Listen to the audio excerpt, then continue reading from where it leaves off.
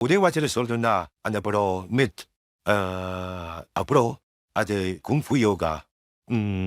இது எல்லாமே இந்தியால தான் ஷூட் பண்ணோம்.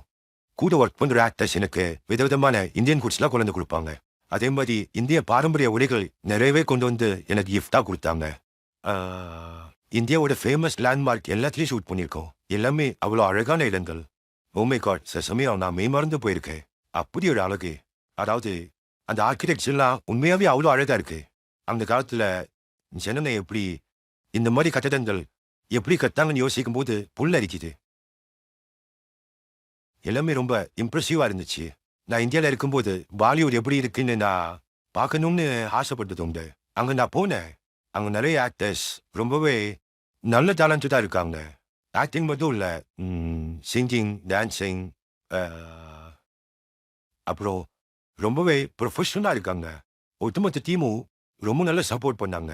லோக்கல் கவர்ன்மெண்ட் கூட ஷூட்டிங்க்கு ரொம்ப ஹெல்ப் பண்ணாங்க. நான் எல்லாருக்குமே ரொம்ப நன்றி கடன் பட்டிருக்கேன். மகிழ்ச்சி. எதிர்காலத்துல மறுபடியும் எப்பயாவது நல்ல டேலண்டடான இந்தியன் டைரக்டர்ஸ் அண்ட் ஆக்டர்ஸோட சேர்ந்து ஒர்க் பண்ணணும்னு ரொம்ப ஆசைப்படுறேன். ரொம்ப மகிழ்ச்சியா இருக்கு. எல்லாருக்கும் என்னோட நன்றி. ம்.